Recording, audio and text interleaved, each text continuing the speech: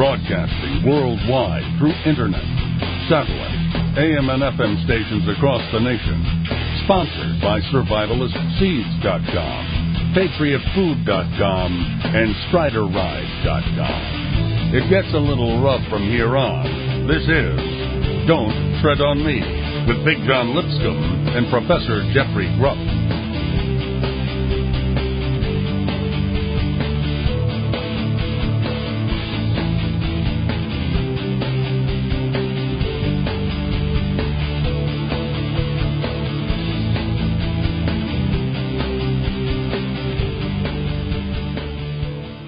Hey, Professor Jeffrey Grubb, that is going to join us in the second hour as co-host.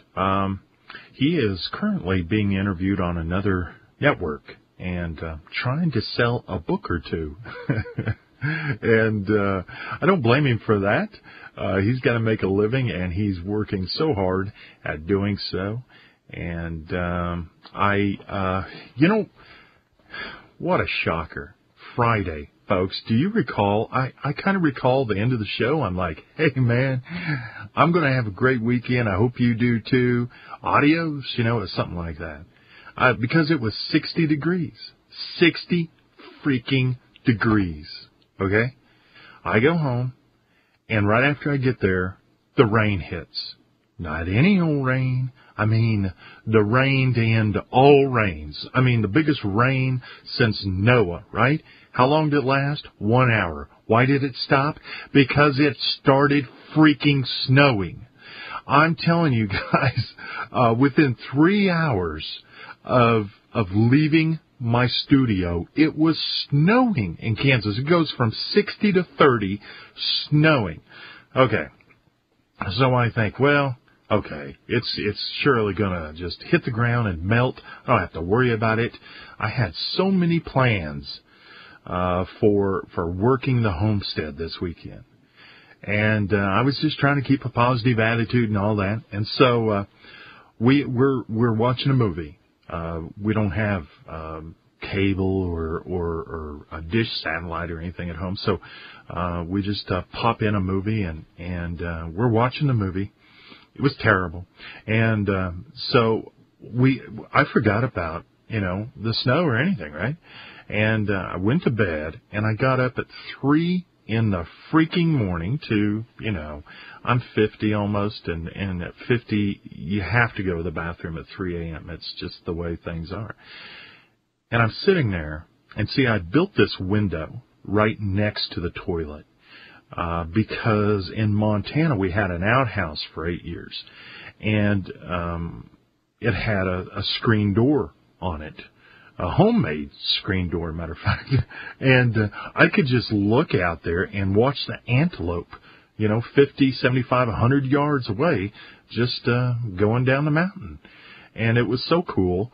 And to be able to do that, so when I'm building this little stick cabin of mine, one of the main things I wanted to do is put another window right next to the toilet, so I'm not wasting my time. I can kind of feel like I'm doing the outhouse thing in Montana, at least. And so I'm sitting there, and I open the curtain, and there is, probably 4 or 5 inches of snow accumulated, and I just couldn't believe it. So I go back to bed and wake up at 7:30, which is rather late for us in the Lipscomb household, or the Lipscomb homestead, I should say. Wake up at 7:30. I go straight to the front door, open it up. How much snow we got? We got like 8 inches, right? And it doesn't stop. All day we had 40 mile-an-hour winds. It was like a blizzard. Visibility was about 50 to 75 feet, depending on if you were between gusts or during gusts. And it just kept coming. We ended up getting 12 inches, a foot of snow on Saturday. Just ruined the whole weekend. And so I decide, well, I can't do anything, which is kind of hard for me. I like to work. If I'm not outside on the homestead, I want to be here in the office catching up on stuff. And my wife's the same way.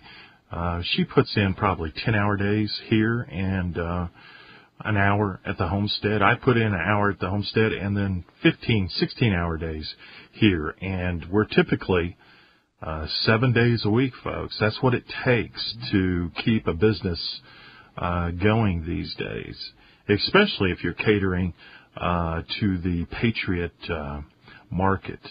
Because the truth is, Patriots, as I will share with you in a little bit, are a trying group. But anyway, it kept going. So then it stops. Sunday, I decide I got to go in. So I come in about 11 o'clock in the morning, right? A little before noon. And I'm driving along the lake road, and they had plowed a lot of the snow, and so it was great driving, actually. They had put sand and salt and everything.